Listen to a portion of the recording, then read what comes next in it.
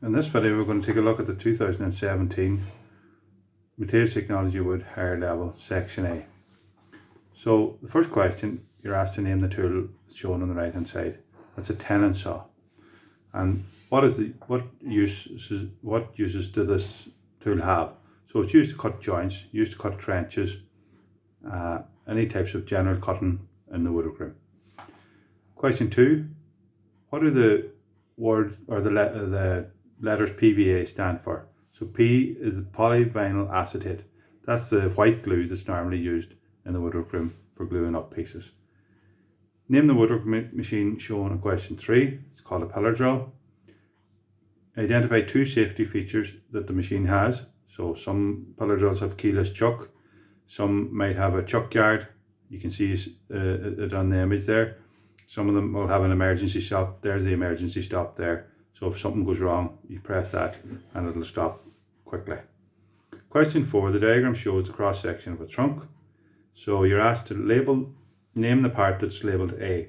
So the bark is on the outside. Inside the bark, you have what's called the bast or the cambium layer. Either of those 2 answers would be acceptable. State the function of it. So the cambium layer produces new bark and wood cells. So it's the growth area of the tree. In question 5, you can see the woodwork vise there. Now the jaws are fitted with wooden jaws. Now what's the function of the vise? So the function of the vise is to hold wood without damaging the surface.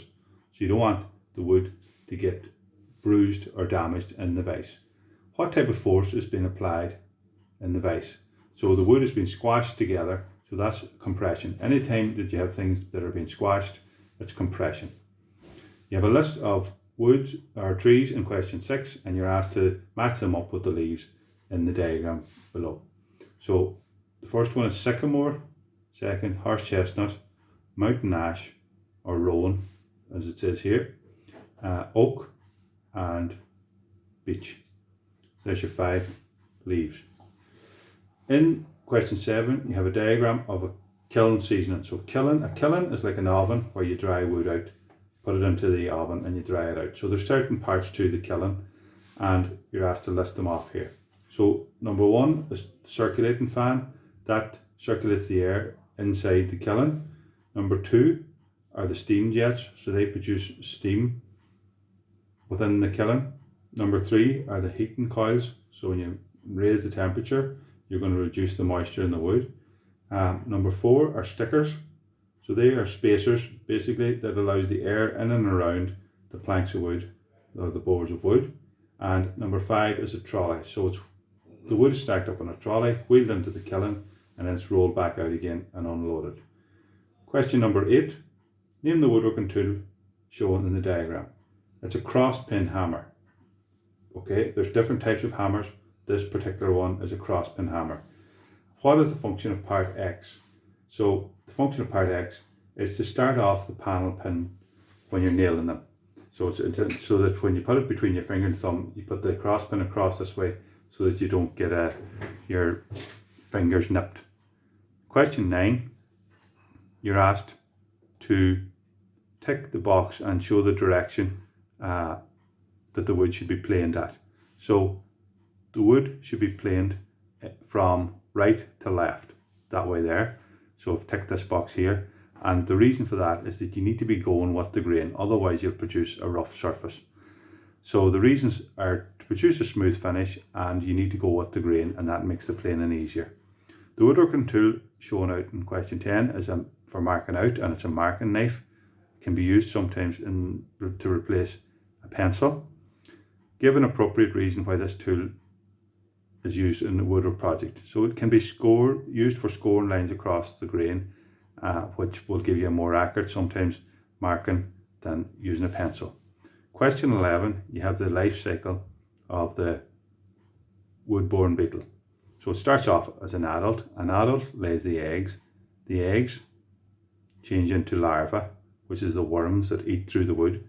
The larva turns into a pupa, which is the sort of stage where it changes from a worm sort of to a beetle, and then the pupa turns into an adult. And this stage is called metamorphosis. It's a metamorphosis. So the larva is the woodworm stage, and this is the stage where the holes are, it eats through the wood and leaves all the wee small holes in it. In the space provided, you're shown an image here on the left hand side, and you're asked to name the type of conversion. That's called quarter-sawn. If you look at the log, it's sort of split into fours, so that's 4 quarters. And here you have to give another example of a different type of conversion. I've used through and through, so it's the easiest one, where it's just cut into planks. All the lines are cut parallel. Normally the planks are cut the same thickness. And question number 13. Name 3 raw materials that are necessary for photosynthesis to take place in the leaf. You need carbon dioxide, you need sunlight, and you need water. You also need minerals and chlorophyll. So there's 5. Any 3 of those 5 will do. Question 14. The power tool shown in the diagram is called a chop saw. Give one specific precaution to be observed when using this tool. So it's very important to wear safety goggles. Would be one example. Tie up long hair so it doesn't get tangled up in the machine would be another example. Question 15. What does the term CNC stand for? Computer Numeric Control. And the advantages of CNC machines would be like a laser cutter in the metalwork room, where it'll be used for mass production. So it cuts material fast, and it also cuts everything the same. So if you want to cut these little Christmas tree decorations here, all of them will be the same. In question 16, the diagram shows a wooden box, and the craft where you use different coloured woods to create a picture is called marquetry. Tools that you would use would be a craft knife. So it's like a marquetry knife, but it has a lot finer point. And you would use a craft knife to cut out the veneer accurately so that the pieces match up. Question 17. The 5 items shown are associated with wood turn. So the first one is a rough and gouge, the second one is a live centre, the third one is a face plate, the fourth one is a vernier calipers, and the fifth one is a parting tool. Question 18. You're asked, given a list of different plastics, and you're asked which are thermosetting plastics and which are thermoplastics.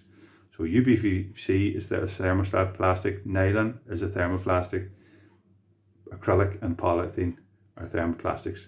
Epoxy resin is the only one that's thermosetting. Thermoplastics can be melted down and remolded into new plastics so they can be recycled. Thermosetting plastics cannot. The diagram shows an isometric sketch of a dovetail halving joint. So complete the sketch and colour or shade it in. I've completed the sketch. I didn't colour it in, so you can use 2 different colours, one for each piece, using colouring pencils. Question 20 shows the image of a birdhouse. So the table here is incomplete. Okay, so the base is 200 long, there it is there. It's 190 wide there, and it's 12 thick. There's the 12. The sides are 165. Sides are 165 by 126. There's 126 there. The 165 is across the way, the radius across there. Okay. Now the front and back, the sides are 165. That's 165 up and down that way there.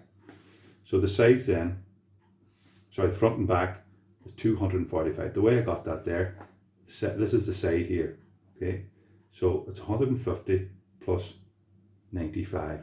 That gives you a 245 for the front and back. And then the dowel then is 62. So it's 50 outside the wood, and then there's also 12. So that's 50 plus 12 gives you 62. That completes all of those questions.